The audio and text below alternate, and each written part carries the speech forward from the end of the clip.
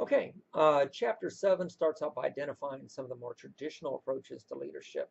The first, the trait approach, evolved as an attempt to discover these qualities that constitute effective leadership by examining leaders of eminence. The goal was to see what characteristics these leaders possessed that set them apart from others. The prevailing thought of the day was that leaders are born. Remember that, it's pretty much a key to this whole idea. The idea was intuitively appealing in that it fits our notion that leaders are different because they possess special traits. People need to view leaders as gifted. Um, the trait approach typically categorizes people as to how they manifest a particular characteristic, though it erroneously assumes personality characteristics are relatively stable over time and across situations. Now, an early study in 1948 by Stojdel found that leaders were different from other leaders or other people in a group. They were dependable, intelligent, active in social situations, whatever. However, possession of the aforementioned qualities and traits was not enough. They found a key was that leaders stand in relation to the group.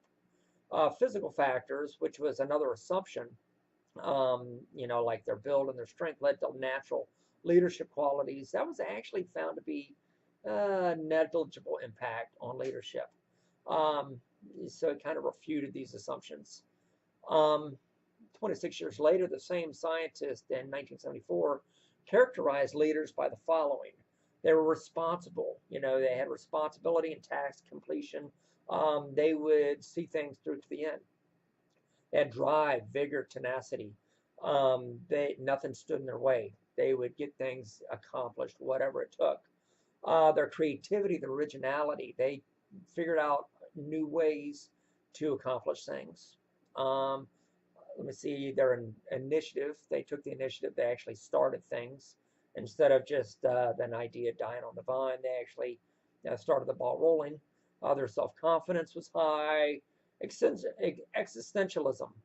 That's taking responsibility for one's own actions. They're not pointing the finger at other people. They said, okay, yeah, they owned up to it. Ways they dealt with stress, tolerance for frustration.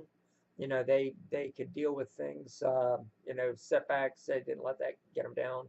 Ability to influence behaviors of others, it seems a given, as well as capacity to organize and achieve goals. Now, one caveat offered by the authors is that the reader would be wise to consider the feminist perspective as they read through that section. Doing so reveals some of the problems inherent with the trait approach.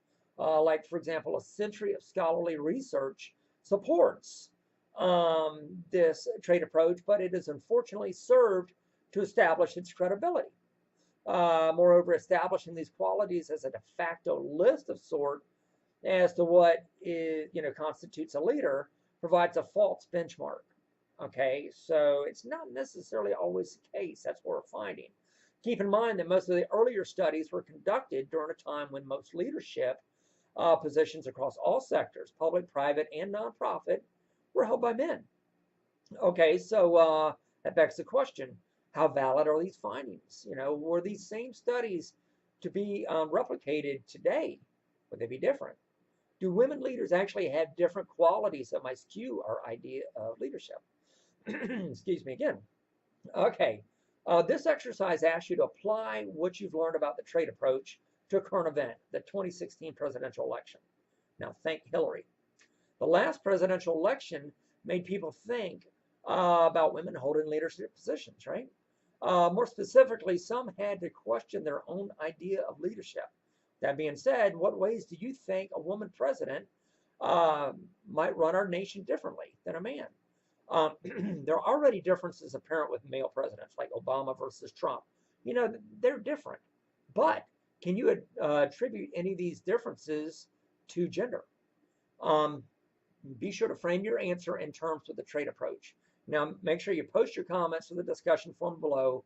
Of course, you're free to add your comments, comment to your colleagues, like your colleagues' comments, whatever. But remember, this exercise asks you to discuss the aspects of a female leader running for running our nation. It's not going to be a political debate on Hillary versus Trump or whatever. Lastly, I'm going to give you the liberty to consider other female leaders if you wish. So anyway, good luck.